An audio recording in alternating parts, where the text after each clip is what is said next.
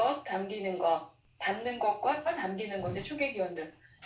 담는 것, 담기는 것 개념은 정신적 환자에 대한 비혼을 관찰해서 시작해서 얼마 동안의 부화 기간을 거쳐 모습을 드러낸 것으로 보인다. 그 개념의 윤곽을 정신분열증적 생각의 발달이라는 논문에서 찾을 수 있다.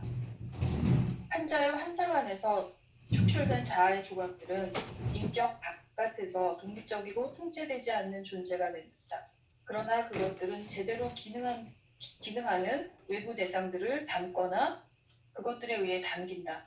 마치 그것들이 처한 공경이 그것들의 수를 증가시키고 그것들을 축출한 정신에 대해 적대감을 자극하는 데만 사용되는 것으로 보이는 상황이 발생한다.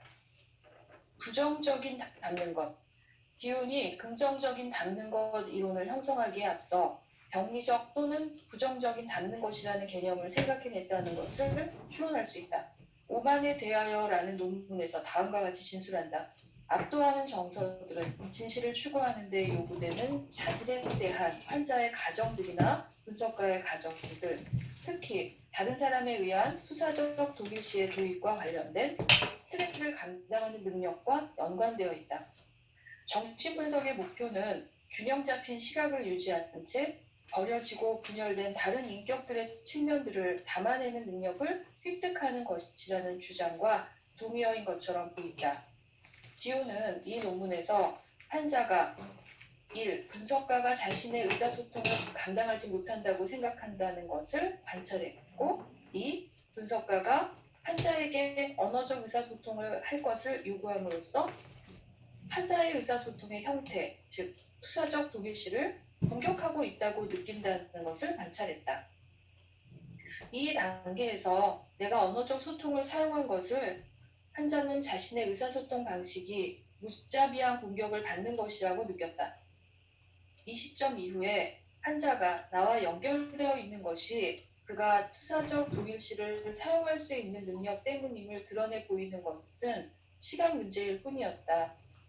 나쁜 감정을 내 안에 집어넣고서 수정될 수 있도록 충분히 오랫동안 그곳에 머물게 하는 능력과 그의 좋은 부분들을 내 안에 집어넣은 결과로 그가 이상적 대상을 다루고 있다고 느끼게 하는 능력 같은 정서적인 회복 경험들을 보장해주는 것으로 느껴지는 다양한 절차들이 이것에 달려있다. 이 경험들과 연관된 것은 나와 접촉되어 있다는 느낌, 즉 궁극적으로 언어적 의사소통을 위한 기반을 제공해주는 원시적 형태의 의사소통이라고 내가 믿고 싶어하는 느낌이다. 내가 방해하는 대상과 동일시될 때 나에 대해 느끼는 그의 감정으로부터 나는 그 방해하는 대상이 환자에 대해 호기심을 갖고는 있지만 그의 인격의 부분들을 담아내는 것을 감당할 수 없고 따라서 대체로 어리석음을 통해 그의 투사적 동일시 능력을 파괴적이고 무자비하게 공격한다는 사실을 면역해낼 수 있었다. 우리는 환자와 분석가의 상호작용에 대한 예리한 관찰 결과들을 요소들로 분해하여 좀 더 의미 있는 실체로 재구성하고 재형성하는 비온의 비범한 능력을 볼 수 있다. 비온은 그의 추상화를 꿈꾸기에 종속시켰다. 방해하는 대상과 박해하는 부정적인 담는 것으로서의 초자, 역으로 투사하는 초자. 그는 부정적 또는 병리적인 형태의 담는 것의 발달을 정신증적 환자의 유학이나 아동기에 발생한 원시적 파국과 연관시켰다. 이것에서 그는 결정적인 기능으로서의 엄마의 적극적인 담기 개념을 형성했으며 부정적인 담는 것이 내재할 때 두 가지 현상이 발생한다. 첫째로 방해하는 내적 대상이 생겨난다. 이는 과장되게 정서를 표출하는 유아에 대한 증오에 더해 유아의 정서적 분출을 감당할 수 없는, 그래서 역으로 투사하는 실제 엄마와 자신을 거절하는 엄마에 대한 유아의 증오, 유아가 엄마에 대한 자신의 이미지 안으로 투사하는가 결합된 것이다. 유아는 아직 의사소통의 능력을 소유하지 못했기 때문에 투사적 동일시를 통해서만 의사소통을 할 수 있다. 비오는 그의 후속 논문들인 연결에 대한 공격들, 생각하기 이론, 그리고 두 번째 사고들에 포함된 주석에서 이 주제를 계속해서 다루면서 방해하는 대상 개념을 제시했다. 그 개념은 정신증 환자들을 치료한 그의 경험에서 수확한 존재론적이고 현상학적인 인식론에 속한 것이었다. 경험에서 배우기에서 비오는 매우 도덕적인, 비합리적으로 초자아로서의 방해하는 대상을 언급한다. 나는 그것의 첫 번째 지배적인 특징을 없음으로 묘사할 수밖에 없다. 그것은 외부가 없는 내적 대상이요, 몸이 없는 소화관이다. 그것은 정신분석에서 갖고 있는 초자아의 특징을 전혀 가지고 있지 않은 초자아이다. 그것은 아무런 도덕성이 없이 도덕적 우월감에 대한 시기 어린 주장이다. 그것은 모든 선함을 벗겨내고 싶어하는 시기심의 결과이며 그 자체가 벗겨내는 과정을 계속하는 운명을 갖고 있다. 그리고 그것의 기원은 두 사람 사이에 있다. 이 벗기는 과정은 피메일 메일 부정적인 담는 것과 부정적인 담기는 것이 텅 빈 우월성, 열등성을 나타내고 그것이 다시금 무로 퇴화될 때까지 계속된다. 여기서 독특한 건 마이너스라는 표시가 되어 있죠. 마이너스 피메일, 마이너스 메일이죠. 그래서 이 부정적인 것을 거기 담으려고 마이너스를 거기에 붙이지 않았나 싶어요. 초자아와의 유사성과 관련해서 마이너스 피메일, 마이너스 메일은 모든 것에서 잘못을 찾아냄으로써 자체의 우월성을 주장하는 모습으로 드러난다.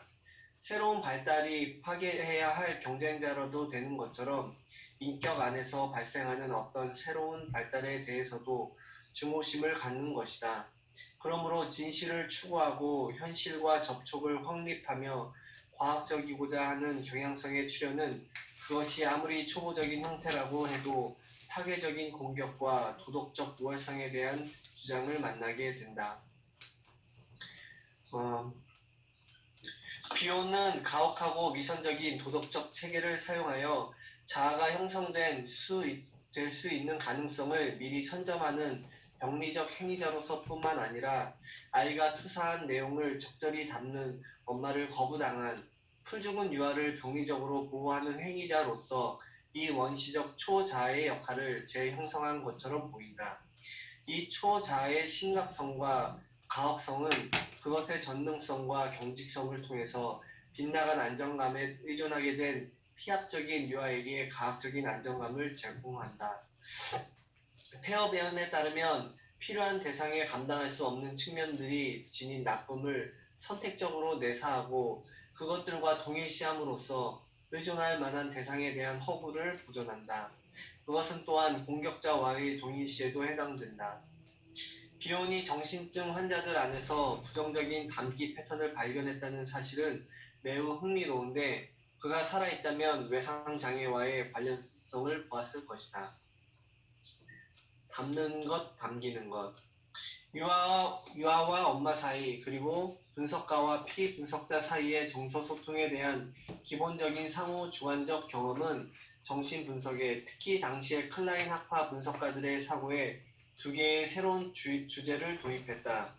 담는 것, 담기는 것 관계의 중요성, 그리고 유아 발달에서 필수적이고 결코 줄일 수 없는 요인으로서의 관계의 1차적 중요성. 좌절을 감당하는 두드러진 능력을 갖고 태어난 유아는 몽상할 수 없는 엄마가 유아에게 정신적으로 필요로 하는 것을 공급할 수 없는 역경에서도 살아남을 수 있을 것이다.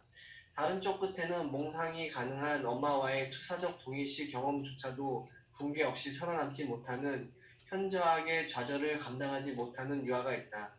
따라서 우리는 신경증 이해를 위해 만들어진 이론들로는 설명할 수 없는 정신적 삶을 다루고 있다. 여기서 어쩌면 엄마의 능력이 부족한데도 거기서 잘 살아남을 수 있는 아이가 있고 살아남을 수 없는 아이가 있겠죠. 그래서 어쩌면 아이들이 가지고 있는 역량의 차이도 여기서 세밀하게 관찰하고 있는 것으로 보여요. 그래서 엄마가 몽상할 수 없다는 얘기는 뭐예요? 몽상할 수 없는 엄마는 위니카식으로 얘기한다면 모성몰두를 할 수 없는 엄마죠.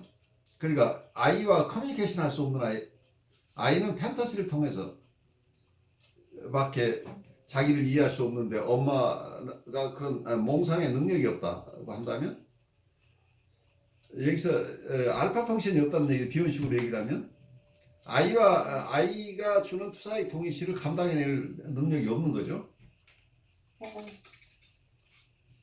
그래서 오히려 아이와 커뮤니케이션이 되지 않는 이 상황에서 엄마의 부정적인 것이 오히려 투사돼 버리죠. 거꾸로. 거기에 또 아이는 아이대로 또 자기의 분노가 여기에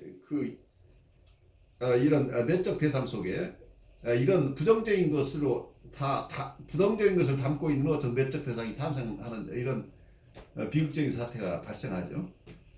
그래서 사이카틱한 내담자들 만나보면 엄청나게 강렬한 부정적인 내적 대상들을 가지고 있어요. 자기를 담아내지 못한 것뿐만이 아니고 그로 인한 좌절을 오히려 역투사를 보호해줘야 할 대상이 자기가 가지고 있는 부정적인 정서를 오히려 투사하는 이런 상황. 소화된 것을 주는 게 아니고 자기 걸 생으로 이쪽에다 투사하는 상황. 아무 능력도 없는 아이에게 자기 것을 가져다 던져놓고 그러니까 아이는 견딜 수가 없어서 그 대상에 대한 부정적인 것을 또 자기가 가진 그 내적 대상 안에 그걸 투사하겠죠.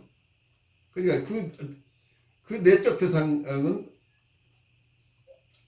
양육자가 가지고 있는 부정적인 부분과 아이가 갖고 있는 부정적인 부분이 다 합쳐져 있으니까 얼마나 강력해요. 난공불락의 성이 되어버려요. 그리고 이분들이 가지고 있는 굉장히 하쉬하고 공격적이고 어떤 고집불통인 어떤 내적 대상들이 탄생하죠. 그 내적 대상들이 굉장히 무서워요. 근데 이 내적 대상이 안에만 있는 게 아니고 밖으로 투사하고 그 투사된 대상이 다시 자기를 공격하고 이런 편집증적인 어떤 상황으로까지 가기 때문에 사이카틱한 사람들은 쉴 수가 없게 되는 거죠. 거기에는 공격성 투성이죠. 자기를 보호해야 될 사람이 가지고 있던 공격성도 가지고 있고 자기가 좌절로부터 오는 공격성도 있고 어쩌면 선천적으로 탁월한 공격성도 있겠죠. 이 모든 것이 뭉쳐있는 상황이 되어버리니까 그래서 어쩌면 현대정신분 속에서 사이카틱한 사람들 특히 프리에더파는 환자들은 대부분 문제가 공격성의 문제라고 보는 이유가 여기에 있어요. 거기서는 리비도 문제가 아니라는 얘기예요. 우리 사랑을 너무 간구하거나 사랑이 너무 넘쳐서 사랑이 너무 그리워서 분열증 환자가 생기는 게 아니라는 얘기예요. 그 셀프 라브 때문에 분열증이 생긴 게 아니고 공격성이나 분노, 헤이트리드 이런 것들이 대부분 분열증 환자나 사이카틱한 분열증을 대표로 하는 어떤 사이카틱한 환자들의 내부에 있는 것을 가장 중요한 요소, 그러니까 해소하지 못하고 있는 가장 큰 심리적인 어떤 면에서 폭발 요인들이 어떤 병의 뿌리가 거기에 있는 거죠. 이 공격성, 처리되지 않고 있는 공격성들이죠. 내면화되어 있다고 하는 것이 그 안에서 썩고 있다는 얘기잖아요. 근데 이건 이고의 통제도 분열되어 있으니까 이고가 통제가 이고의 통제 영역 밖에 있죠. 그래서 합리적으로 통제가 불가능한 어떤 불씨가 도처에 이 사람 내부에 있다고 볼 수 있겠죠. 우리는 비혼에 담기는 것 개념이 애착 개념의 적절한 상대역이고 그것의 무의식적 판형을 구성한다고 결론 내릴 수 있다. 나는 더 나아가 담기는 것 사이를 연결해주는 관계가 있으며 그 관계 안의 파트너들, 각자가 그 관계의 행복을 위해 일정 부분 책임을 지고 있는 안에는 살아있는 계약이 있다고 가정한다. 비혼은 종종 담기는 것을 나타내는데 피메일 메일이라는 기호를 사용한다. 이거는 저자의 견해인 것 같습니다. 비혼이 젖가슴질 페니스가 대상들 사이의 연결 기관을 구성하고 있고 유아가 직면하는 가장 큰 도전들 중에 하나는 이 기호가 상징하는 그리고 최초의 창조적 행위를 나타내는 원색 장면이라고 믿었기 때문이라는 것이다. 욕ting에서 정서들과 정서적 의사소통으로의 전환. 비혼이 주도권을 본능적 욕통에서 정서들과 정서적 의사소통으로 전환시킨 것은 주목할 만한 사건이다. 실제로 담는 것, 담기는 것 개념의 형성. 번째, 담는 어머니의 필수적인 속성으로서의 알파 기능 모델. 세 번째, 베타 요소들. 정신화되지 못한 정서적 경험의 감각, 인상들이 담는 것의 알파 기능에 의해 알파 요소들, 생각, 기억, 꿈꾸기 등에 적합한 정신화된 요소들로 바뀌는 변형 개념. 네 번째, 감각기관이 정신적 요소들, 의식적인 의식, 직관, 누스에 반응하는 특별한 형태의 의식으로서의 유의, 개념의 형성. 이전의 모든 관념화들의 결정을 나타내고 그 관념화들과의 관계에서 조직화하고 규정하는 선택된 사실을 나타내며 오를 궁극적으로 신격화하는 그의 초이론의 형성. 이것들 중에 마지막 두 가지 공원들, 특히 오 안에서의 변형 개념은 런던 클라인 학파 안에서 이단적인 생각으로 취급받는다. 여섯 번째, 궁극적 실제에 관한 절대적 진실. 무심하고 비인격적인 오가 수용할 수 있는 인격적 진실로 변형되는 진실, 정서적 진실 개념. 여기에서 어떤 표현이 굉장히 많은 철학적인 어떤 신비적인 요소를 가지고 있지만 임상적인 이론으로서는 역동 이론을 정서 이론으로 대체했다고 하는 아주 획기적인 어떤 큰 업적을 드러내고 있죠. 그냥 눈에 보이지 않는 역동이라는 개념으로 추상적으로 그 신체에서 발현하는 이런 여러 가지 개념들을 가지고 있지만 역동은 눈에 보이지 않는 것인데 정서는 어떤 우리가 느끼는 것들이죠. 현상적으로 파악할 수 있는 것들이죠. 그래서 정서를 중심으로 신비의 개념들 결국 우리가 알 수 있는 접촉면, 우리가 접촉할 수 있는 정서적인 측면을 통해서 우리의 신비를 만날 수 있다는 것. 이 신비는 우리의 신비이기도 하고도 내담자를 신비라고 이해할 수도 있고 우리가 우리의 추상적인 생각이나 우리의 투사를 통해서는 이해할 수 없는 대상을 그냥 저는 신비라고 이렇게 지칭을 하는데 어쩌면 이걸 오라고 보면 좋겠죠. 이 오를 이해하는 것은 정서를 통해서다고 하는. 그래서 정서가 얼마나 중요한 것인가. 그래서 여기에서는 역동 이론보다 정서를 중심으로 한 이론이 비혼에게는 아주 전면적으로 드러나고 있죠. 근데 이 정서를 중심으로 정신분석을 이해하고 있는 게 현대정신분석이에요. 현대정신분석에서도 분석가의 양성은 정서적 트레이닝이다 라고 보고 있어요. 자기의 이모션을 잘 이해하고 그리고 자기가 돌보는 이들의 정서를 수용하고 담아낼 수 있는 능력이 있어야 분석가가 된다고 보는 거죠. 그 점에서 비혼을 직접 비혼의 영향을 받은 것은 아니지만 이런 현대적인 사조의 하나의 선구적인 역할을 하신 분이라고 비혼을 우리가 볼 수 있겠죠. 담는 것을 구성하는 기능들. 부정적인 담는 것, 대상들을 개념화한 후 긍정적인 담는 것, 대상들을 개념화했다. 유아는 그의 원초적인 정서들, 베타 요소들, 생각하는 데 없는 사고들, 몽상 상태 안에서 그것들을 담는 어머니 안으로 투사한다.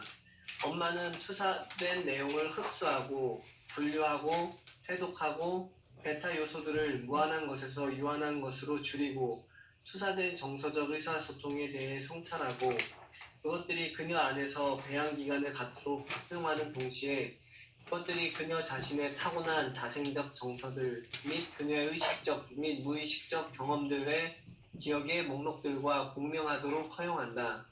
이러한 배양과 공명적인 상호교환으로부터 의사소통의 전체성에 일관성을 주는 선택된 사실이 자생적으로 출현한다.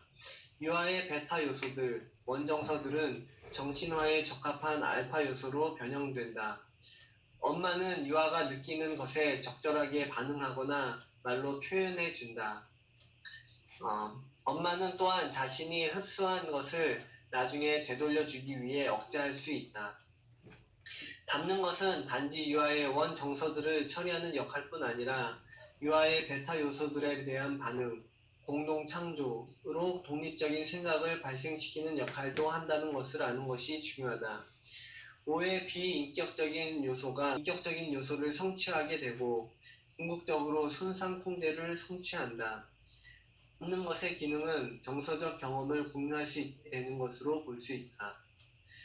담는 것, 담기는 것 개념은 처음부터 소통적인 투사적 동일시 개념과 함께 유아와 엄마 그리고 분석가와 피분석자 사이의 상호 주관성을 위한 기초로 간주되어 왔다.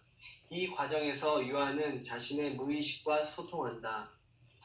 유아 피분석자가 담는 것의 성공적인 처리 작용의 경험을 내사하고 그것을 자신의 내재화된 담는 것 안으로 투사할 수 있게 됨으로써 자신의 자발적이고 자율적인 생각의 원천을 확립한다. 스스로 정신화할 수 있다. 여자의 견해. 유아는 칸트가 말하는 1차적 범주로서의 자생적 알파 기능을 갖고 태어난다. 촘스키가 말하는 변형적인 생성적 구문론과도 유사한 것으로 유아는 전 구문론적인 감각적인 언어로 소통할 준비를 갖춘 채 태어난다는 사실을 말해준다. 담는 것은 정서적 에너지 상태를 담을 수 없는 무한의 영역에서 그것을 담을 수 있는 일상적 현실의 차원들로 변형될 수 있게 해주는 중재자, 필터, 해독자, 그리고 줄여주는 자로 기능한다. 담는 행위는 또한 담고 있는 것을 억제할 수 있으며 때로는 무한정으로 억제할 수 있다. 프로이트가 말한 억압의 회귀로 클라인이 박해불안으로 부른 것과 연관되어 있다. 인격의 유아적 부분은 그것이 우울적 자리로 들어가는 관문을 만날 때 또는 만나질 때 억압된 박해불안의 회귀를 경험하는데 그것은 대상 안에 머물고 있던 과거의 투사적 동일시가 집으로 돌아오고 있음을 말해준다. 분석가의 상대적인 침묵은 자동적으로 피분석자로 하여금 자유롭게 연상하도록 자극하며 퇴행하도록 격려한다. 이 퇴행은 정서들과 기업들의 깊은 저장소를 표면으로 이끌어내는 역할을 하는 것으로 볼 수 있다. 그래서 여기서도 분석가의 침묵이라는 게 굉장히 중요하게 드러나고 있죠. 자유현상을 가능하게 하는데 이 침묵이 필요하다고 보는데 보통 정신분석의 가장 기본 틀로서의 어떤 자유현상이라는 프로이드가 얘기를 했는데 자유현상이 가능해지려면은 거기에는 상담자의 침묵이 필요하다는 거죠. 근데 많은 경우에 우리가 상담을 제가 여러 단기 상담도 가르치고 어떤 정신분석적인 이런 롱텀 치료도 가르치고 하는데 많은 분들이 상담을 서로 상자 말씀 남자로 이해하는 것 같아요. 서로 말하는 것으로 상담이라고 이해하고 있고 더더욱이 요즘 클라이언트 오리엔티드 내담자 중심의 상담이라고 하니까 내담자에게 친절하게 해주고 잘 그분하고 응대해주는 이런 게 상담이라고 이해하는 분들이 꽤 많은 것 같아요. 근데 상담의 기본은 톡 테라피의 기본은 상담자가 얘기하는 거 내담자가 얘기해서 치료한다는 얘기예요. 근데 상담자가 뭐 자기 치료에 너무 많이 사용하는 것 같아요. 지금 상황이. 자기 할 얘기를 너무 많이 하는 거죠. 내담자 스스로가 성장하는 과정으로서 이 톡 테라피가 사용돼야 되는데 상담자가 침묵해야 되고 침묵하지 않음으로써 내담자 스스로가 자기 안에서의 자유현상들이 자유스럽게 일어나면서 자기가 해소하지 못하고 있는 어떤 여러 영역들, 통합하지 못하고 있는 여러 영역들, 무의식의 영역들이 자유스럽게 액세스할 수 있어야 되는데 그럴 틈을 안 줘요?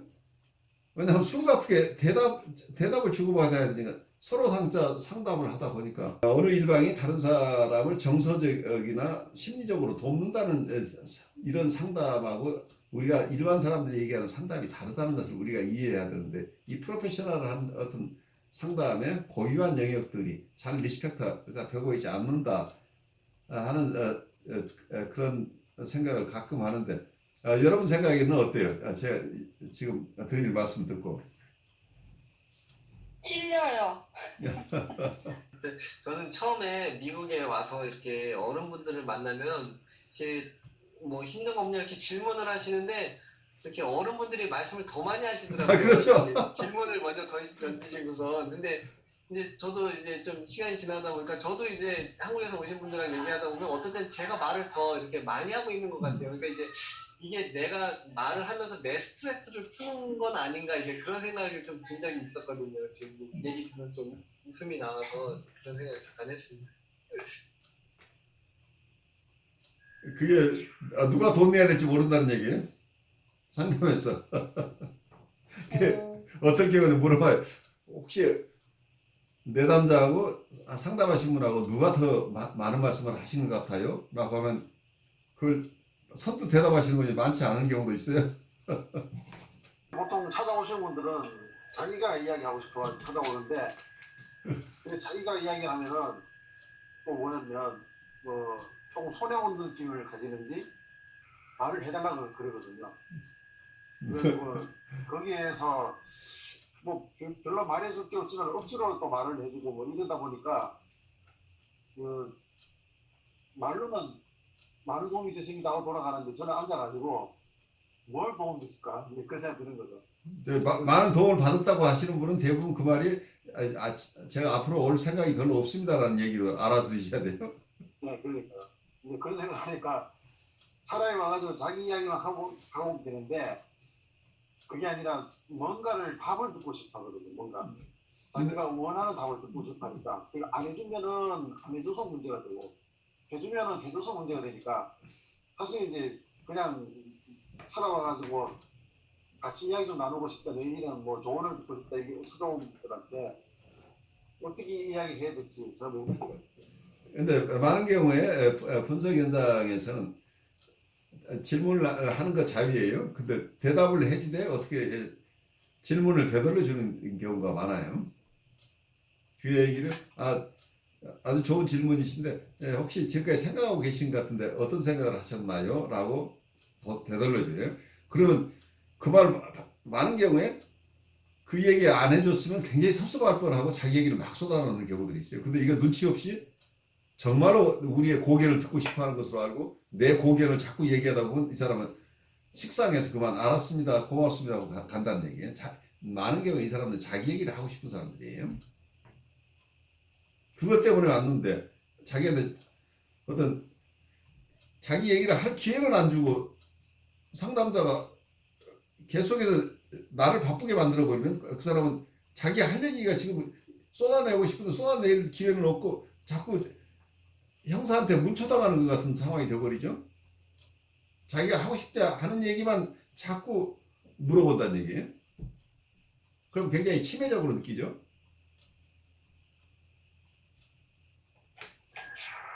근데 그게 저기 교회에서 그 성경 공부할 때요.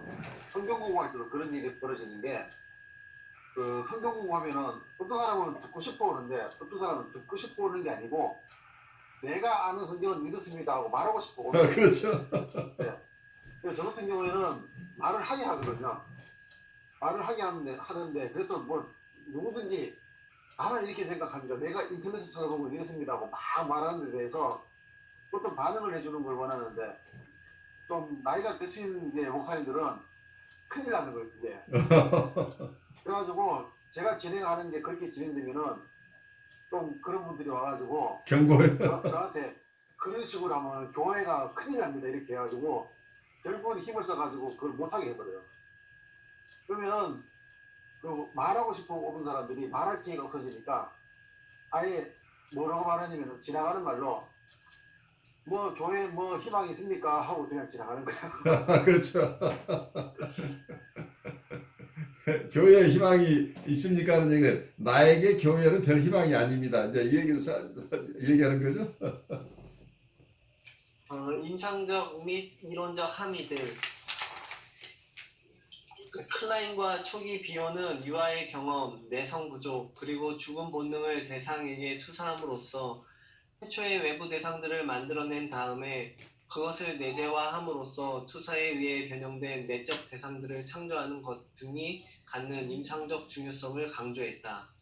담는 것, 담기는 것 개념을 통해서 비호는 모성적 그리고 부성적 담기 기능의 우선적 중요성을 강조함으로써 클라인의 유아론의 틀을 깨고 그것을 상호 주관성의 3차원으로 인도했다. 담는 것, 담기는 것, 피메일 메일의 역할 교대. 담는 것과 담기는 것 사이의 관계는 일방적으로 수준들에서 양방향으로 빠르게 바뀌는 것으로 이루어져 있다. 이제 저자의 견해인 것 같은데요. 분석가가 피분석가의 분석자의 말을 듣는 동안 그리고 자신이 듣는 것을 이해하려고 노력하는 동안 그는 담는 것으로 기능한다. 그러나 분석가가 해석을 제시하는 순간에 그는 피분석자에 관해 말하는 담기는 것이 되고 피분석자는 잠시 동안 담는 것이 된다. 분석가의 과제는 생각 또는 해석을 위한 재료로서 되돌아온 내용의 측면들을 분류해서 그에 인증되고 인식된 욕구들에 맞추거나 일치시키는 동시에 숙고를 거쳐 유아 피분석자 환자에게 적합하지 않은 엄마 분석가의 고유한 요소의 측면들을 골라내고 버리는 일이다. 담는 것, 담기는 것, 구성주의, 그리고 자기조직. 유아 피분석자 환자의 담기 기능은 사회적 구성주의를 선취하는 자기 조직 또는 자체 발생 원리에 따라 기능한다. 환자들은 그들 자신들의 담기 기능을 통해서 항상 그들이 경험하는 것에 대한 책임을 공동으로 구성한다. 만약 그들이 자신들의 본성에 적절하지 않은 것을 함입한다면 그들은 외상적으로 참자기, 거짓자기라는 이분법을 발달시킬 것이다. 담는 것, 담기는 것 관계의 범주들. 이미지를 사용해서 말하자면 담는 것은 입 또는 질에 의해, 담기는 것은 젖가슴 또는 페니스에 의해서 나타내진다.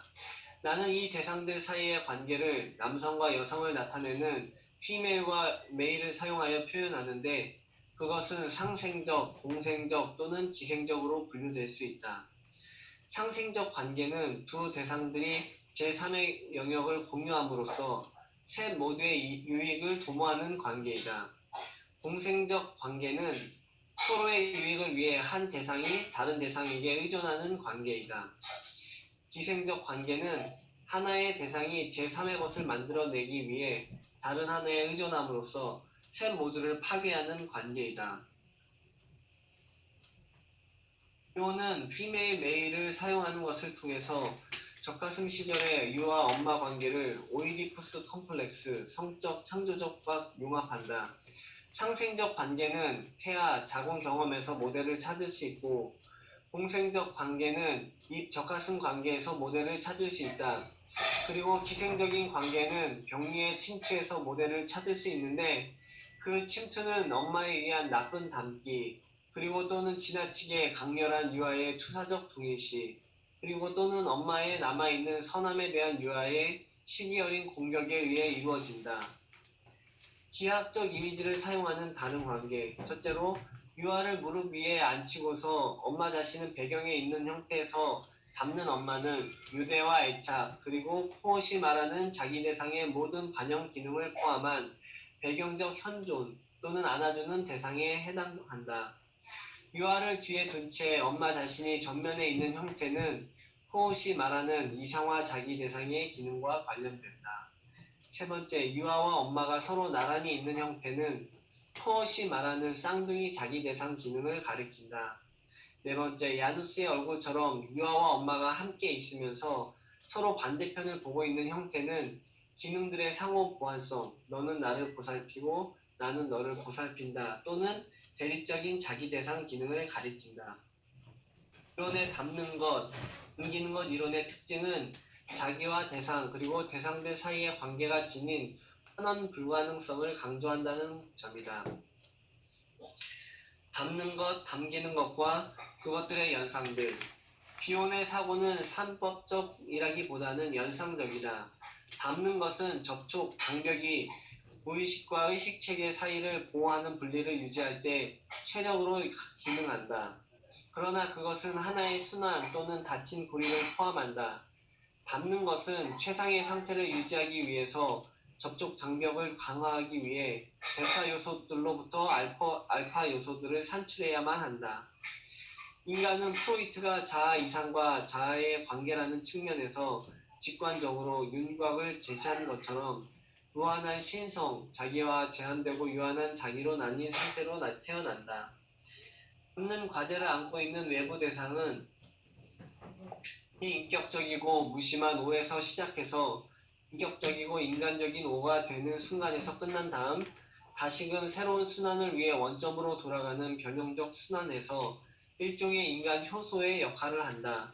그 과정에서 인간은 투사적 동일시를 통해 축출한 것의 귀향을 촉진시키기 위한 충분히 좋은, 정말로 충분히 좋은 담는 자를 필요로 한다. 이러한 담는 행동 배후에는 무한한 우주적 자기와의 재결합이 있으며 그것이 우리 안에서 정서적 경험으로 실현될 때 화육이 성취된다.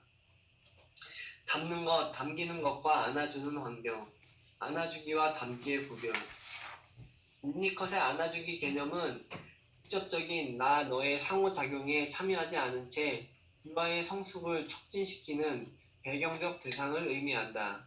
안아주는 환경적 대상은 자율적으로 발달하는 유아의 중요한 보조자로서의 발달적 코치로 인식된다.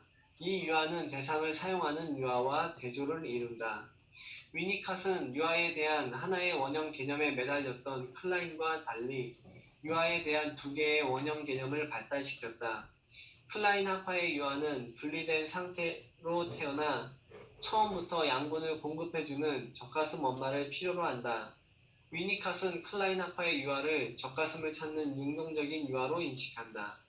위니캇이 보았던 또 다른 유아는 환경적인 안아주는 대상과 관련된 존재하는 유아이다. 전자의 쌍 사이에는 의사소통이 있지만 후자의 쌍 사이에는 의사소통이 필요 없다. 안아주는 대상 엄마는 유아의 욕구를 직관적으로 읽어내는 엄마이다.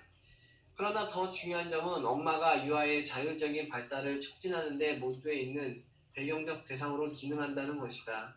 비혼의 담기 개념은 유아의 정서적 상태들을 견뎌주고 흡수해주며 그것들을 변형시켜주고 유아에게 해석해주는 정서적 코치로서의 엄마이다.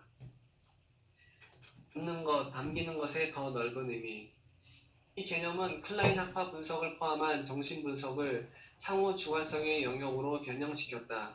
누구도 비혼에 담는 것의 초월적 기능, 유아로 하여금 엄마, 분석가라는 매개물을 통해 그 자신의 다른 자기, 즉 무의식적이고 무한한 자기와 소통할 수 있게 해주는 것을 고려하지 못했다. 정신건강과 정신병리가 처음에는 외적으로 그리고 다음에는 내적으로 담는 것의 활동에 따른 직접적 결과이다.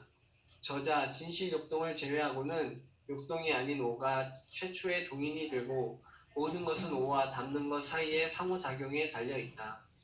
비오는 정신적 환자들이 유아기에 그들의 투사를 담아줄 수 있는 엄마를 갖지 못했던 사람들이라는 사실을 관찰했다. 또한 그들이 좌절을 견딜 수 없고 그 결과 그들의 정서적 경험뿐 아니라 그것들을 경험하는 그들 자신들의 마음을 분열시키고 투사하는 사람들이라는 사실이다. 따라서 좌절을 견디지 못하는, 즉 비혼이 젖가슴 없음, 부재한 젖가슴이라고 부른 경험을 견디지 못하는 유아는 그의 정서와 마음을 제거해 버림으로써 정신증 환자가 될 수밖에 없다. 왜냐하면 그에게는 충분히 좋은 외적 담는 것의 경험이 없고 그로 인해 그의 정서와 마음을 조절하고 중재해주는 충분히 좋은 내적 담는 것, 알파 기능, 꿈꾸기, 환상하기와 관련된 것을 가질 수 없기 때문이다. 충분히 좋은 담는 것이 되지 못하는 엄마의 실패는 유아에 의해 폭력적인 투사를 받는 경험, 본 담기의 실패로 인한 과 함께 역으로 그녀 자신이 유아에게 투사하는 결과를 가져온다. 그리고 그때 엄마는 방해하는 대상이나 연결을 파괴하는 대상, 즉 지나치게 도덕적인 초자아로 변형된다. 내가 보기에 이 대상이 곧 정신적 후퇴의 핵이며 대상을 나타내는 표이다. 좌절을 충분히 견디는 유아는 사고들을 축적하고 그것들을 생각해내며 성찰하며 그것들을 사려있고 의미 있게 경험하고 또 그 경험들로부터 배울 수 있는 정신적 공간을 발달시킨다. 좌절을 충분히 견디는 유아는 스스로 그의 정서적 경험들이 되고 따라서 자신의 자기로 진화한다. 젖가슴 부재에 따른 좌절을 견딜 수 있는 이 능력은 신앙의 발달을 요구한다. 엄마의 부재와 회개의 순환 경험, 태양은 다시 떠오른다로 비유될 수 있습니다. 만약 엄마가 오로부터 오는 유아의 베타 요소를 견뎌주고 중재해 줄 수 있다면 그것은 그녀가 그녀 자신의 오를 견딜 수 있고 그러므로 해서 그녀 자신에 관한 평온한 분위기와 세상에 대한 안전함의 분위기를 유아에게 전해줄 수 있음을 말해준다. 비혼의 꿈꾸기 개념은 담는 것, 이기는 것 이론에서 파생되었다. 비혼은 우리가 밤 동안 뿐만 아니라 낮 동안에도 꿈을 꾸며 우리의 감각, 정서적 접촉면을 침범하는 실제인 오를 꿈꾼다고 믿었다. 이 실제는 우리가 적응하고 사용해야 하는 외적 자극들로부터 온 것일 수 있다. 꿈꾸기는 그것을 사용하는 우리의 방식, 즉 그 경험을 무의식적인 것으로 만들고 그것을 다시금 선택적으로 스며들 수 있는 접촉, 장벽을 통해 우리의 의식적인 알무로 되돌아가도록 허용하는 우리의 방식이다. 분석가는 기억과 욕망을 포기하는 것을 통해서 분석 회귀를 꿈꿔야 한다는 아이디어는 그의 상호주관적인 추사적 동일시 이론의 중요한 확장이 되었고 분석 도구로서의 역전이 개념을 결정적으로 수정하는 계기가 되었다. 담는 것, 담기는 것은 양안적 사고로서 두 개인들의 상호작용을 포함한다. 의식과 무의식이 오와의 삼각관계 안에서 협력적인 대입 관계에 있다. 여기 A. 담는 것은 알파 기능이 궁극적으로 변형시키는 것, 꿈꾸기가 궁극적으로 꿈꾸는 것, 변형이 궁극적으로 변형시키는 것, 모든 투사적 동일시에 근저에 있는 것, 모든 경험들의 내재에 있는 것, 그것은 진실이다. 저자는 신성 또는 오가 그것이 담는 것, 담기는 것으로 알려진 과정을 통해 개인적 진실로 변형되는 순환 궤도 안으로 들어가는 조기에 정서로서 담겨질 필요가 있는 진실이라고 믿는다. 담는 것의 기능을 고려할 때 접촉 장벽, 꿈꾸기 그리고 좌표는 말할 필요도 없이 알파 기능 사이에 놀라운 유사성이 있다. 뼈는 유아가 자신의 기타 요소들, 원 정서들을 담는 엄마에게 투사하고 엄마의 알파 기능은 그것들을 정신화할 수 있는 알파 요소들로 변형시키며 이것을 여러 번 반복한 후에 유아는 엄마의 알파 기능을 내사하는데 그 다음에 유아는 내사된 알파 기능 안으로 투사하기 시작하고 따라서 자신 안에서 그리고 자신을 위해서 생각한다고 믿었다. 여자, 유아는 언어를 이해하고 생성하는 능력을 가지고 태어난다. 칸트 촘스키. 유아는 단지 언어를 생성하고 이해하는 타고난 능력을 발달시키기만 하면 된다. 담아주기는 생명력, 개인의 타고난 잠재력 전체와 그것에 대한 예감의 활성화, 이 풀려나는 데 따른 불안을 보여준다. 죽음에 대한 유아의 두려움은 부분적으로 생명력에 대한 것이며 타고난 전 관념으로부터 오는 나쁜 영에 대한 두려움이다. 담는 엄마는 그녀의 남편 아빠와 상징적 접촉 상태에 있어야 한다. 정서들은 궁극적 실제에 관한 절대적 진실을 나타내는 기타 요소들을 담는 그릇이다. 담는 것은 유아나 환자를 꿈꾸지 않는다. 그것은 환자 유아의 꿈을 꿈꾼다. 그것은 꿈을 완성한다. 담는 것, 담기는 것 관계의 가장 중요한 기능 중의 하나는 그것이 유아와 그의 무의식, 무한한 자기 사이의 교량 또는 통로를 구성하는 것이다. 그 통로를 통해 환자가 분석가에게 그렇게 하듯이 유아는 엄마에게 투사한다.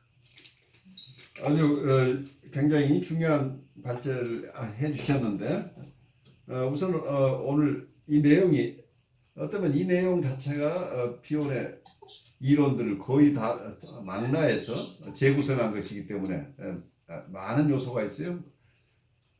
또 이 얘기는 다음 학기에 계속 반복돼서 점점 더 심화될 텐데 오늘 발제 준비하시고 또 발제하는 과정 속에서 느낀 것들 좀 나누시죠.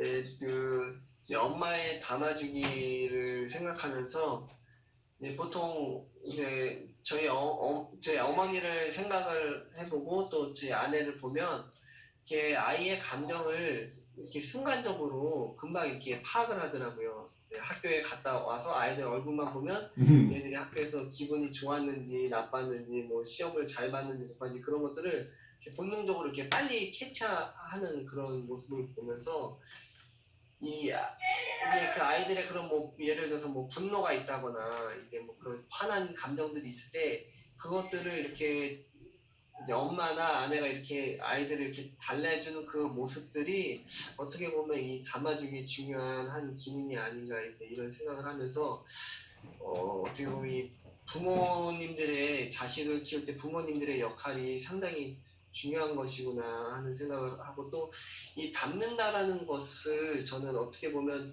세계관을 형성한다라는 식으로 이렇게 생각을 해봤거든요. 이제 어떻게 네. 보면 이제 이제 여기서 이 담는 것은 어떻게 보면 필터를 만든다거나 아니면 이렇게 무한한 그런 무의식의 이런 날 것들을 이렇게 정리해주는 그런 기능을 한다 이제 뭐 이런 이제 저는 이제 보통 이렇게 아이들을 보면 부모님들이 어떤 생각을 갖고 이제 어떤 세계관을 가지고 계신지 대충 이렇게 나오더라고요 보통 이제 그 영향이 굉장히 크게 나오죠. 예, 그러니까 이제 이 담아주기라는 게 결국에는 아이들이 세계관을 형성하는 그 틀을 만들어주는 과정인데, 이제 그게 어떻게 보면 좀 두려운 부분도 있는 것 같아요. 왜냐면은 이 무수하게 많은 날 것들이 있는데, 이제 그게 가능성이 될 수도 있고, 이제 그런 이제 오라고 얘기하는 그런 것들이 어떻게 보면 이 담아주고 담기는 그 과정들을 통해서 어떤 틀 안에 이제 그 틀로서 이제 그것들을 이렇게 구조화시키고 이렇게 만들어가는 과정인데 그것이 이제 아주 긍정적인 에너지로서 이렇게 그런 담아주는 역할이면은 또 아이들이 이렇게 또 밝게 자랄 수가 있지만 또 그게 아닌 경우에는 또 아이들이 좀 많이 우울하거나 이렇게 좀 이렇게 부정적인 그런 인격으로 좀 형성할 수 있는 그런 모습들을 보면서 이 부모의 역할이 이렇게 우리는 그냥 자녀를 낳으면 그냥 내가 키운다라고 생각을 하지만 그게 엄청난 의무를 갖고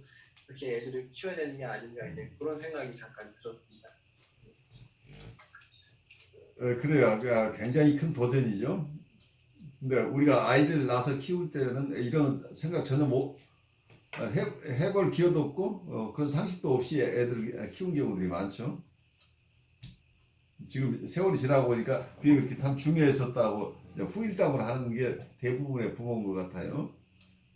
요즘 젊은이들은 조금 미리 부모 되기에 대해서 좀 이해하고 부모가 됐으면 좋겠다는 생각이 들어요. 사실 부모님 세대도 이렇게 말하면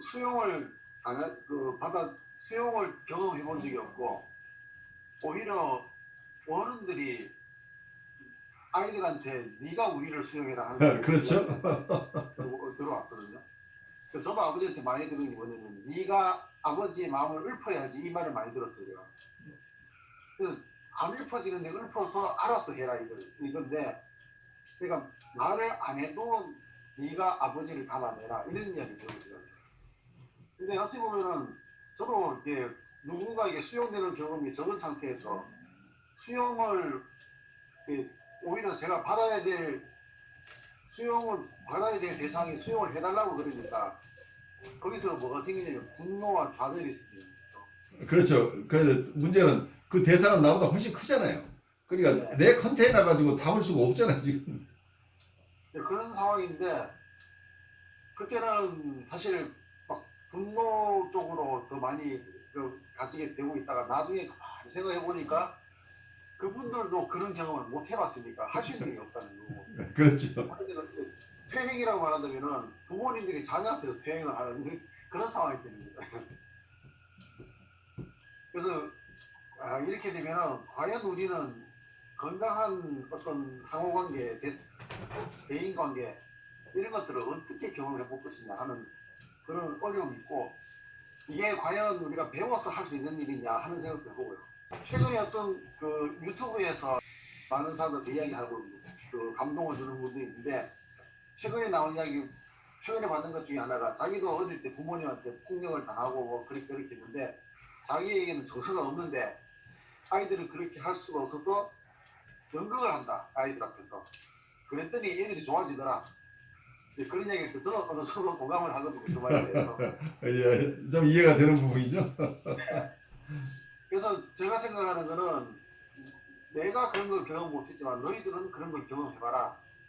그렇게 가지고 하는데 어떨 때는 이게 뭐랄까 이게 마음속에서부터 충분하게 품어주지 못하는 느낌.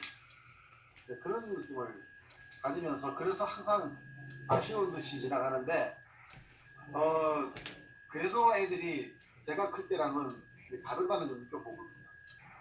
그래서 그거를 실제적으로 우리 삶에서 또 뭐 내남자라든지 또 교회에서 이제 성도들을 대할 때에 그거를 나타내는 것이 그닥 쉬운 일은 아니구나 하는 생각이 들더라고요. 쉽지가 않죠. 예. 우리 삶의 에너지를 막 쏟아가서 막 그냥 남이 희생되더라도 너희는 살아라 하는 심정으로 할 때 가능한 건데 그걸 자연스럽게 같이 할 수 있다는 거는 아주 그냥 우리의 현실적인 삶에서는 참 쉽지 않은 얘기다 하는 그런 생각을 하고 있습니다. 그래서 어쩌면 부모님도 하기 힘들었던 역할인데 우리가 다른 사람들에게 그 역할을 한다는 게 엄청 어려운 일이죠, 사실은. 그리고 이건 지적인 작업들이 아니고 경험의 세계 그리고 정서의 세계이기 때문에 정서의 세계는 오의 세계예요. 가식의 세계가 아니라는 얘기예요. 그냥 위장할 수 있는 게 아니잖아요. 정서는. 그래서 어쩌면 정서가 오라고 하는 비혼의 인사이트는 저는 굉장히 중요하다고 봐요. 경우에 따라서는 우리가 이상화된 자기를 철저하게 가진 사람은 그 정서도 어쩌면 거기에 따라서 움직이는 경우도 있어요. 어떤 그 이상화된 자기에 걸맞는 정서만 자기가 픽업하는 경우도 이런 그런 뭐라고 할까요? 조금 비극적인 경우도 있긴 하지만 그렇게 크게 손상되지 않는 한 정서는 대부분 죄윤하다고 보죠. 그러니까 정서는 있는 그대로라고 본다면 그 정서 자체는 그 사람 안에 있는 어떤 트루 셀프나 어떤 여기서 비온이 얘기하는 여러 이름의 신성이나 무한성, 원래 진실성을 만나는 게 결국은 이 정서를 통해서 커뮤니케이션들이 가능하지 않느냐고 보기 때문에 자기 스스로가 자기를 만나는 경험도 자기의 정서를 통해서고 자기가 외부 대상과 연결되는 것도 결국은 정서를 통해서 아닌가 싶어요. 근데 정서를 통해서 만난다는 게 사실은 굉장히 어려운 작업 같아요. 우리가 정서를 사용하는 것을 별로 훈련시켜주지 않은 사회 속에서 자란 사람들은 더 힘들어요. 아, 교수님, 그게요. 이런 게 있어요. 저희 지금 여동생이 집에 와 있거든요. 예. 코로나 때문에. 그래갖고 이제 거의 한 달 동안 같이 있고 있는데 얘가 오면서 이제 처음에 반가웠는데 점점 불편해지기 시작하는 거예요. 그래요. 그래서 뭐지 했는데 얘가 쓰는 말투나 어휘, 어떤 뉘앙스, 그 어떤 그런 거 있잖아, 분위기. 근데 저는 주변에 이제 교수님 포함해서 저희 주변의 선생님들 포함해서 전부 되게 수용적이거든요. 가끔 저희 남편이 으르렁거려서 왜 저래 뭐 이러면서 이제 제가 그럴 때가 있지만 대체적으로 그래 그랬니 그렇지 뭐 이런 표현들을 써요. 근데 우리 동생이 무슨 얘기하면 언니가 그러니까 그렇지 내가 언제 그랬어 그러는 거죠 일단. 그래서 이제 그랬나 뭐 이러는데 돌아서 그냥 기분이 싸하게 나쁜 거예요. 근데 이런 일이 자꾸 반복되면서 가만히 동생을 관찰해 보니까 옛날에 같이 살 때 내가 저래서 정말 짜증나갖고 이걸 어떻게 말로 표현은 안 되고 그냥 신경질적으로 반응한 거예요. 제가. 그러니까 이제 그동안 계속 이렇게 눌리고 뭔가 이렇게 자꾸 비난받고 옳고 그름을 따지고 평가하고 막 이런 식의 언어들을 많이 쓰니까 저는 그게 이제 화가 났던 거죠. 그리고 이제 그런 게 쌓이니까 저는 이제 그걸 언어적으로 이렇게 막 이렇게 설명을 잘 못하고 그냥 몰라 신경질 나게 자꾸 얘기하지 마. 그러면서 이렇게 딱 걷어버린다던가 철수한다던가 이런 식의 상호작용을 했던 거예요. 그래서 이제 제가 이제 가만히 보면서 우리 동생은 약간 감정적이구나 그런 생각이 들어요. 그 남편하고 소통할 때도 보면 굉장히 많은 얘기를 하는데 굉장히 감정적인 얘기를 막 해요. 시시콜콜. 그렇죠. 그러니까 네. 이모셔널 커뮤니케이션을 지금 하고 있다는 얘기잖아요. 네. 근데 저기 신랑하고 제부하고는 잘 맞는 것 같은데 저는 그게 너무 부담스러운 거예요. 왜 그런지 모르겠어요. 저는 그게 되게 부담스러운 거예요. 그리고 저랑 우리 남편과 이렇게 가끔 이렇게 있는 거 보면 그냥 대면 하고 그렇게 크게 뭐 감정적으로 막 얘기를 안 하는데 그냥 편하거든요. 그래서 아 내가 표현력이 부족한가? 내가 정서를 사용하지를 못하나? 뭐 이런 생각도 들고요. 근데 어쨌든 과거에 이제 그 친정에서 항상 힘들었던 부분이 이렇게 같이 이렇게 팍 올라오는 거야. 같이 있으니까. 아, 그렇죠. 지금까지 잊고 있었던 메모리들이 그렇죠. 지금 이게 전이정서예요. 그러니까 네. 동생하고 관계 맞아요. 있을 때 그리고 지금 느끼시는 어. 것이 지금 here and now에서 픽업이 되지만 지금 네. 어떤 그럴 만한 사유가 있는 것은 있기는 하지만 내 정서가 격한 것은 과거의 정서가 얹혀져 있을 가능성이 높아요. 그렇죠. 그래서 이제 이런 저런 거를 그 동생을 통해서 묘하게 같이 있게 됐지만 이런 일도 사실 없을 일이지만 어쨌든 이 과정에서 제가 지금까지 친정에서 크면서 힘들고 괴롭고 이런 것들을 미처 정리하지 못했던 시간들을 지금 시간에 굉장히 그 좀 새롭게 바라보고 있는 찰나예요. 그래요. 여러 근데 정서들을 지금 가지시겠네. 네, 그래서 이제 여기서 아까 좌절을 충분히 견디는 유아의 사고들 뭐 이렇게 축적되어져서 생각해내게 하고 그것들을 사력 있게 이렇게 배울 수 있는 정신적 공간이 발달해야 된다고 그러는데 사실 저는 받아주는 엄마가 없었거든요. 그러셨구나. 그래서 제가 이렇게 무의식적으로나마 그런 사람들에게 더 이렇게 이렇게 마음이 쏠리고 정이 가고 그렇죠. 부드러운 사람들을 좋아하는지 그, 저는 막 뾰족뾰족하면서 근데 나는 나보다 더 뾰족한 애가 집에 와 있는 거예요. 그러니까 내가 뾰족뾰족한 것은 내가 알게 모르게 내 주위의 사람들에게 역할을 부여를 하죠. 내가 필요한 대상이 되도록 무의식이 그런 사람을 선택하고 투사의 동의 씨가 알게 모르게 작용돼서 그 부분은 자기 역할을 잘 알아서 역할을 하는 경우가 많아요. 그래서 그럴까요? 내가 좀 모르죠. 안전한데 이 동생은 나하고 비슷한 경험을 했을 수도 있어요. 자라는 환경이 있으니까. 그래서 그렇죠. 두 분 다 그 패턴을 가지고 있을 가능성이 있잖아. 그러면 서로가 서로에게는 잘 안 먹히죠. 그렇게 되면. 그렇죠. 그래갖고요. 그럴 때는 좀 그렇겠다 하고 좀 순하게 넘어가지. 그걸 막 따지고 막 자기가 무슨 선생님처럼 가르치려고 들고 막 이럴 때 열받는 거 있죠. 그렇죠. 쉽지 않죠?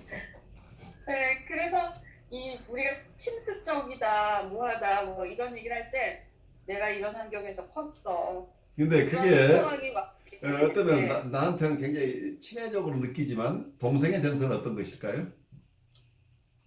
동생이요? 글쎄요. 그걸 모르겠어요. 동생 너무 입장에서는 가까워서. 굉장히 치매적인 것 같은데 사실은 나한테 응석 부리고 있는 아이일 가능성이 있잖아. 응서. 엄마가 받아주지 않아서 지금까지 평생 아쉬웠는데 언니가 엄마잖아. 그러니까 언니한테 엄마 대신 막 해대는 거죠. 베타 요소를 지금 나한테 넘겨주고 있단 말이야 지금. 그렇구나. 아니, 제가 좀 웃기는 에피소드가 있는데 이제 고추장통에 고추장이 어느 정도 남아 있었다는 기억만 갖고 재료를 준비하다 고추장을 열었는데 고추장통에 고추장이 조금밖에 없는 거예요. 그래서 저도 모르게 고추장이 어디로 갔지? 옆에 있던 동생이 언니 내가 다 안 먹었어. 그래가지고 너무너무 서운하다고 자기 남편한테 그걸 고자질을 한 거예요. 그 이제 동생은 이거 지금 뭐예요? 이 정서가 동생 전이 정서예요? 엄마한테 하단 말했어요 지금? 그렇구나. 그래가지고 엄마가 자기를 못 믿어주고 엄마가 자기는 어린아이인데 엄마가 자기도 모르는데 엄마 거 다 먹었다고 자기한테 야단치는 것을 지금 받아들인 거예요. 아니 그래가지고 제가 내가 너를 뭐 야단치는 게 아니라 너무 이상해서 한마디 그냥 무의식적으로 확 나온 건데 그걸 자기를 야단쳤다고 자기가 다 먹었다고 뭐라고 하는 걸 받아들여갖고 오버액션을 하니까 되어서 당황스러워. 아유, 그래서 이제 그런 일들 저런 일들. 그게 오버액션이 아니고 살아있는 정서라는 걸 이해하세요? 네.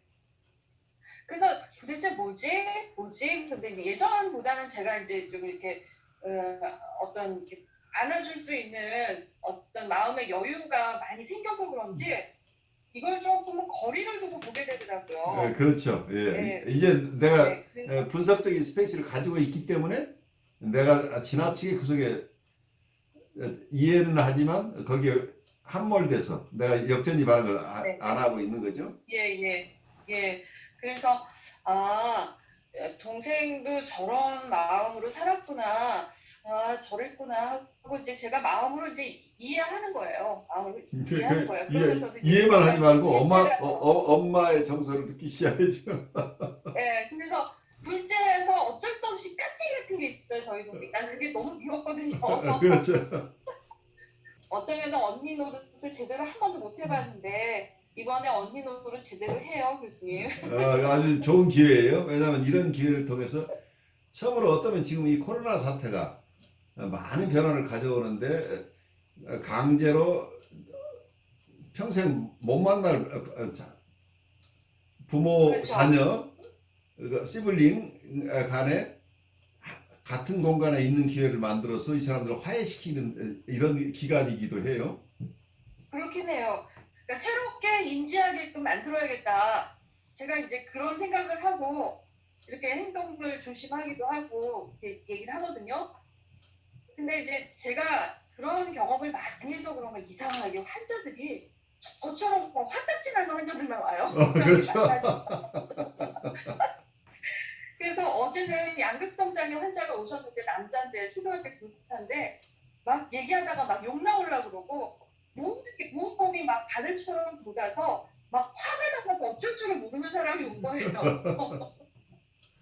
근데 뭐 이 사람이 막 어떤 얘기를 하든지 가만히 듣고 있다가 옛날에 과거의 내 모습을 보는 것 같기도 하고 그러면서 한편으로는 참 여리고 착하고 그런 부분도 보이고 그래서 제가 참 이렇게 내 업보구나 하면서 앉아있어요.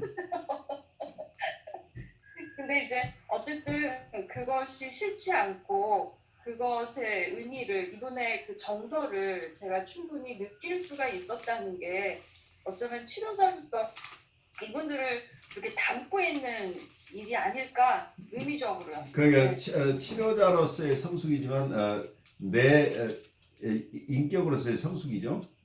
내가 정서를 네. 수용한다고 하는 건 정서적인 성장이 인격의 성장이에요. 왜냐하면 네. 정서는 오를 만날 수 있는 유일한 통로이기 때문에 정서가 성장한다는 것은 나의 오를 상당 부분 계속 수용해 가고 있어서 내 퍼스널 오가 내 안에서 성장하고 있다는 얘기죠. 그래서 내가 진실을 살아낸다는 얘기예요. 정서를 수용한다는 건. 가식으로는 오를 못 만난다는 얘기예요. 네, 그래서 전에는 막 그 사람의 그 하는 말 자체가 더 중요하다고 생각했는데 이거를 쓰면서 한편으로는 그 사람이 계속 얘기하는 어떤 정서적 레벨이나 이런 게 자꾸 저한테 들어오는 거예요. 그렇죠. 예. 그런데 이제 그게 제 마음에 담기니까 별로 그렇게 당황스럽지는 않아요. 그게 솔직히 말하. 그러니까 내가 당황스럽지 않으면 내담자는 충분하게 담기는 느낌이니까 안정이 돼요. 네네. 그래서 참 이상하게도 다른 사람들이 와서 그래요. 선생님 이렇게 힘든 얘기만 맨날 듣는데 불편하지 않으세요? 힘들지 않으세요? 이렇게 물어요. 그러면 저는 이게 저는 전혀 안 그러는데 이걸 어떻게 전달하지? 이럴 때가 있어요, 교수님. 네. 교수님 같으면 어떻게 그럴 때 표현을 하실까요?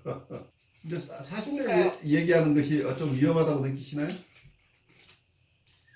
사실 제가 경험한 바로는 그거는 그분의 불안이거든요. 그렇죠. 근데 그분이 내 진실을 수용할 능력이 없으면은 내가 내 진실을 밝히는 것이 그 사람에게 부담이 돼요. 경우에 따라서는. 그래서 경우에 따라서는 우리가 폴스 셀프가 꼭 나쁜 게 아니고 이 세상을 살아가는데 예의상 폴스 셀프를 사용해야 되는 경우도 있죠. 그렇죠. 예, 이분은 이 내담자를 만나는 게 정말 두렵고 힘든 사람인데 저는 이분들 만나면 참 좋아요. 안정되고 망나니처럼 행동하지만 내 눈에는 귀엽게 보여라고 했을 때 그 얘기를 듣고 이분이 아 참 그래 나도 그런 이해가 돼라고 하는 분이 있고 아니면 저게 다 가짜야. 마치 나보고 아무것도 모른다고 초보자라고 나한테 지금 비난하는 것처럼 듣는 사람이 있다고 한다면 나의 추루스를 이 사람에게 그냥 그대로 전달하는 것이 이 사람에 대한 공격이 될 수도 있다는 걸 이해하셔야 돼요. 경우에 따라서는. 아, 그래서 추루스를 바라볼 수 있는 사람에게는 굉장히 중요한 통찰을 가져다 주는 것이지만 너무 눈이 부셔서 힘들어하는 사람에게는 이건 이 사람에 대한 공격이란 얘기예요. 오와 오를 만난다는 것이 어떻게 보면은 그 말하자면 정서와 정서가 만날 때 생기는 불안 요소들도 있다고 보거든요. 불안이 있죠? 예, 이건 살아있는 아까 것이니까. 우리 교수님 말씀하신 것 중에서 남편하고 다른 사람하고 관계는 괜찮은데 나하고는 뭔가 좀 불편하다는 거는 뭐냐면은 저는 이런 생각 들거든요. 괜찮다는 사람들은 말하자면은 비혼의 이야기를 하면 오와 오가 만나지 않으니까 감정적으로 부딪힐 일이 없다는 거예요. 그렇죠. 안전하긴 한데 살아있는 느낌이 약해요. 예. 근데 오케이. 그가 불편하다는 거는 그 불편함을 지나가야지 오와 오가 만나는 경험이 제대로 되지 않느냐 하는 생각이 들거든요. 그러니까 그래서 거기에서 조금 더 지나면은 오와 오가 만났는데 그게 딱 만나려고 할 때까지가 긴장이 되거나 내지는 정서 간의 어떤 충돌이라든지 왜냐면은 정서를 누구한테 보여주고 누군가의 정서를 수용한다는 자체가 불안감이 생길 가능성이 더 있다고 봅니다. 그러니까 양쪽 다 상처받을 가능성이 있죠. 예. 그렇기 때문에 갈등이 없고 불안감 만나기 가능성이 아직도 멀다는 뜻이 되고 불편하면서 뭔가 자꾸 으르렁거리는 상황이 오면은 이제 말하자면 비혼을 배운 사람 입장에서는 아 조만간에 오와 오가 만나겠구나 하는 그 불안과 동시에 기대감도 생기지 않을까 그런 생각이 들거든요. 좋아요. 근데 실제 부부간의 관계에서도 10년, 20년 부딪히지 않고 살아요. 그런데 나중에 가면은 조금씩 상대방이 어느 정도 수용할 수 있을 것 같다고 한다면 정서 표현을 조금씩 하는 부부들이 생겨나요. 근데 상대방이 아직은 자신이 이걸 수용해 주리라고 믿지 못하면 자기 정서를 못 드러내죠. 왜냐하면 상대방을 보호해야 되기 때문에. 그래서 조금은 생생한 서로의 활력을 느끼는 것은 정서가 오고 가고 가끔 한번 쥐어받고 싶은 생각도 있고 이렇게 살아있는 정서가 오고 가야 되는데 우리는 그 위험성을 아주 사전에 차단하고 더더욱이 유교적인 교육으로 무장돼서 아주 우리가 인격자인 것으로 너무 드러나 버리죠. 사실은 생생한 정서들을 전부 어쩌면 우리가 억압하는데 너무 익숙해요. 네, 그렇죠. 그래서 부군하고도 가끔 조금 사랑한다는 말씀도 좀 하시고. 아이고 전혀요. 저희는 막 다른 거 가지고 툭툭거리고 싸우는데 제가 가끔 으악 그러고 소리를 뺏을 때가 있어요. 우리 신랑이 너무 당황해갖고 왜 소리를 질러 이러면서. 그게 아마 러브라는 표현을 소리 지르는 것으로 지금 하고 있는 건 프리 에더퍼런 커뮤니케이션을 사용하고 있는 것 같은데. 아유 참. 언어화 시기가 됐어요. 네, 그런 것 같아요. 잘 생각해 보겠습니다. 새겨 듣겠습니다. 그래서 전 젊은 시절에 매니징 카운트라는 것을 조금 했어요. 그때 소그룹의 리더 역할을 좀 했었어요. 그럼 보통 매니징 카운트는 거기에 그룹을 한 5쌍 이렇게 한 10명 정도 모여서 신앙 나눔을 하지만 그 속에서 부부끼리의 커플로 이렇게 연결되니까 거기서 부부간의 대화가 굉장히 중요한 역할을 해요. 그래서 부부간의 대화법을 저는 정신분석이나 이런 거 만나기 전에 그쪽에 관심이 있어서 소그룹의 나눔 이걸 했던 경험이 있어요. 근데 부부간의 대화라는 건 굉장히 중요해요. 가정에서 가장 중요해요. 부부간의 대화라는 건 결국 정서를 담은 대화가 있어야 그 가정이 평화스럽고 안정되고 행복해진다는 얘기예요. 근데 많은 경우에 이 대화를 안 하고 하루에 3마디 네. 살다 보면은 무덤덤해지고. 그게 무덤덤해지는 게 무슨 훈장인 줄 아는데 우리가 조심해야 되는 거지. 우리가 너무 거기에 빠져버리면 우리가 살아있는 존재, 그러니까 각각의 오를 가진 존재라는 걸 우리가 놓쳐버린다는 얘기예요. 오를 가진 존재는 좀 불편해요. 다 어디나 살아있는 존재는 우리가 불편하다니. 근데 우리는 대부분 만나는 사람은 다 죽은 존재로 만들어서 만나고 싶어 해요.